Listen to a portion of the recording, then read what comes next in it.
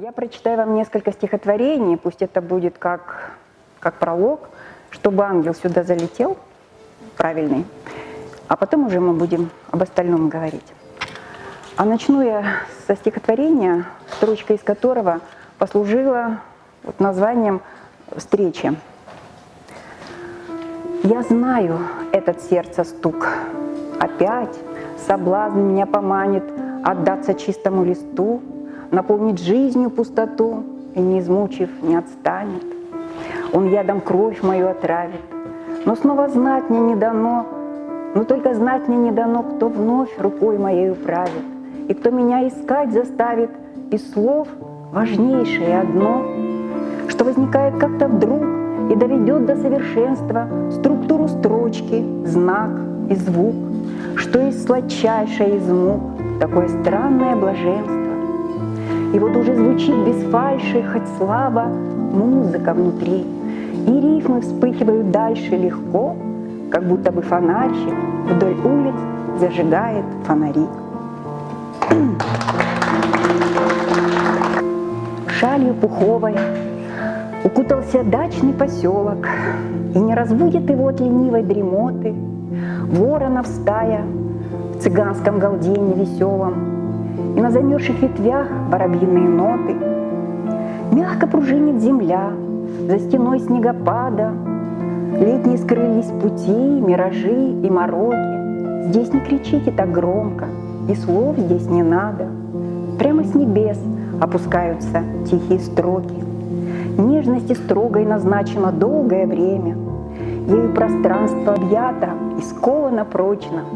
И где-то там, в ледяной глубине, дремлет семя жизни финал и его изначальная точка. Это был зимняя ночь, Бог подарил мне дочь, и стало так тепло, словно ангел согрел крыло. Что значит счастье, поверь, я знаю точно теперь. Спит невесом пяти, ангел в руках моих.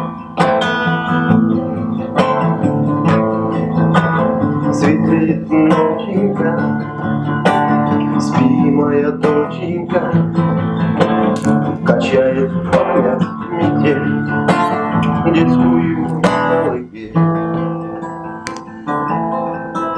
Жизни был полон дом, ты подросла потом, время твое пришло, помни мое тепло. Только бывает, знай, в жизни не только рай, но среди этих вьюг помни любовь мою. Светлеет ноченька, спи, моя доченька, качает память метель детскую колыбель. А когда я уйду, найди на небе звезду, что всех теплее любых краях, знай, это буду я. Как бы ни лег твой путь, ты только не забудь, радость или беда, знай, я рядом всегда. Светлеет ноченька, спи, моя доченька, качает память метель